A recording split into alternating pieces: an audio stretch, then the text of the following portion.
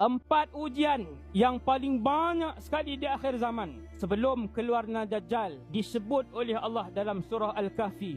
Para ulama tafsir sebut dalam surah Kahfi memang tidak disebutkan perihal Dajjal, tetapi Allah sebut 4 ujian yang paling banyak akan berlaku di akhir zaman nanti sebelum kemunculan Dajjal. 4 ujian itu Allah sebut menerusi 4 kisah di dalam surah Kahfi. Balik lepas ni buka surah Kahfi. 4 ujian dugaan terbesar sebelum keluarnya Dajjal. Disebutkan oleh Allah 4 dugaan itu menerusi 4 kisah. Yang pertama, kisah Ashabul Kahfi. Ia melibatkan ujian kepercayaan, i'tiqad kita kepada Allah Subhanahu wa taala. Kisah Ashabul Kahfi.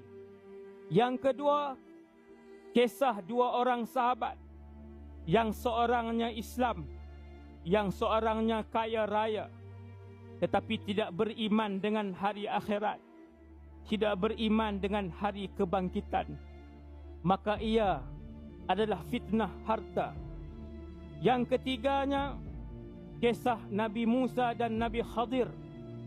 Ia adalah berkaitan dengan ujian ilmu, yang mana ramai orang-orang yang jahil akan bercakap.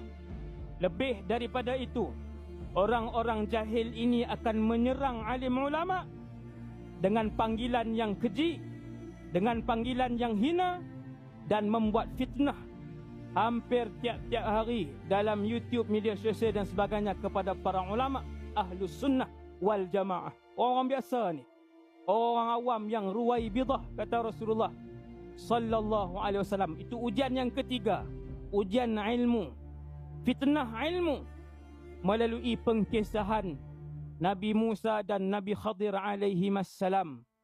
Dan ujian yang keempat adalah ujian kuasa, fitnah kuasa melalui kisah Zulqarnain.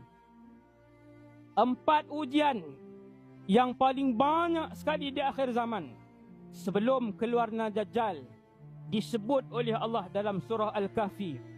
Maka Allah turunkan surah Kahfi sebagai perisai terkuat.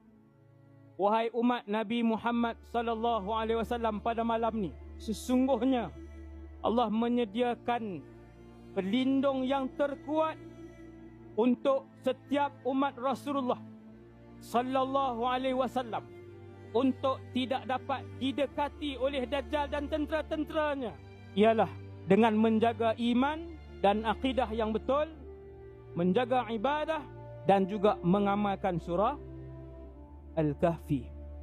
Amalkan surah Kahfi, 10 ayat yang terawal, 10 ayat yang terakhir, setiap hari.